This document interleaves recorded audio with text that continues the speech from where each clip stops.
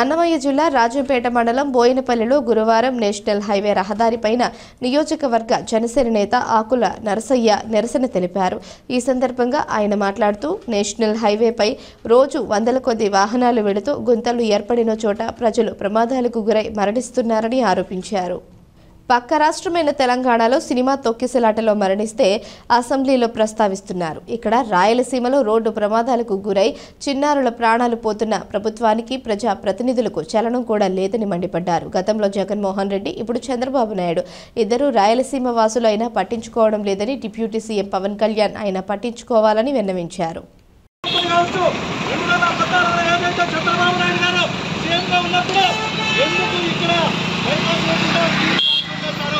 అలాగే 2019లో జగన్మోహన్ రెడ్డి గారు చేయడం బైపాస్ లేకుండా ఎంతోమంది చెప్పారు.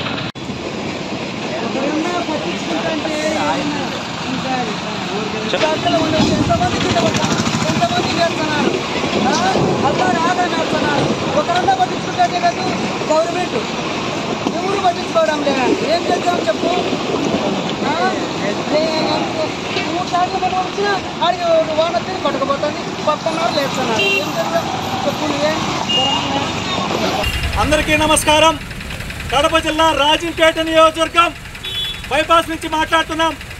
అయ్యా చంద్రబాబు నాయుడు గారు కావచ్చు, మొన్నటి దాకా 2019 నుంచి 2024 వరకు ఈ రాష్ట్ర సీఎంగా ఉన్నటువంటి కడప జిల్లా వ్యక్తి అయినటువంటి జగన్మోహన్ రెడ్డి గారు కావచ్చు, ఈ రాష్ట్రాన్ని ఏలింది మీరే.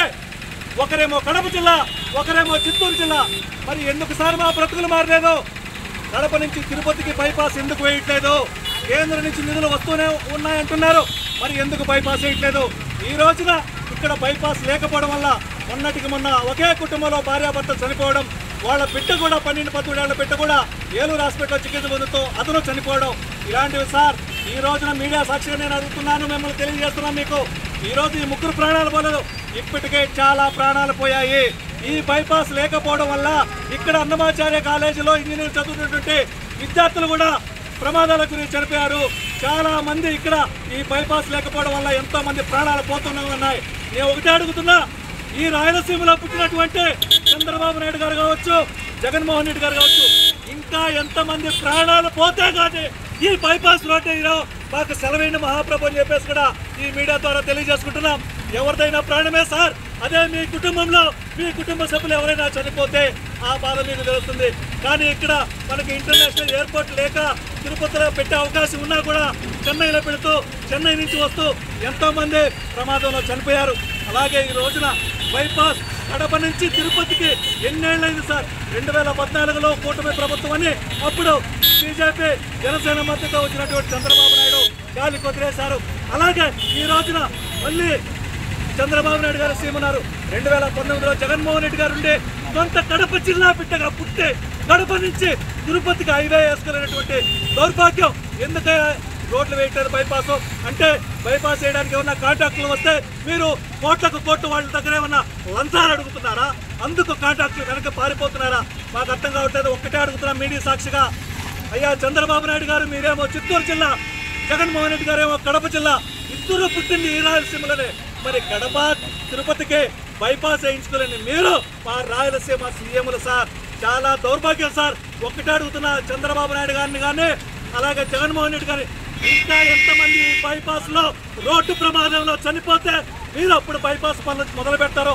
అదేనా సెలవండి సార్. డిప్యూటీ సీఎం గారు, ఆంధ్రప్రదేశ్ జనసేన పార్టీ నుంచి డిప్యూటీ సీఎం అయినటువంటి పవన్ కళ్యాణ్ గారు, సార్ మీరైనా మా రాజంపేట కడప తిరుపతి బైపాస్ గురించి ఆలోచించేయండి సార్.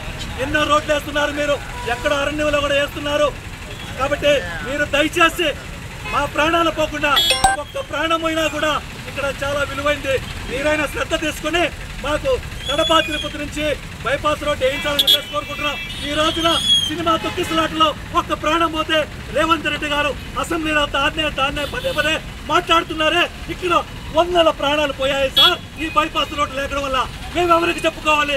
దయచేసి మహాప్రభు రాయలసీమలో పుట్టిన మీకు ఇప్పటికైనా మానవత్వంతో స్పందించి మరో ప్రాణం ఈ బైపాస్ ప్రమాదంలో పోకుండా కాపాడాలని ఈ మీడియా సాక్షిగా, ఈ రాజంపేట ప్రజల సాక్షిగా అందరి తరపున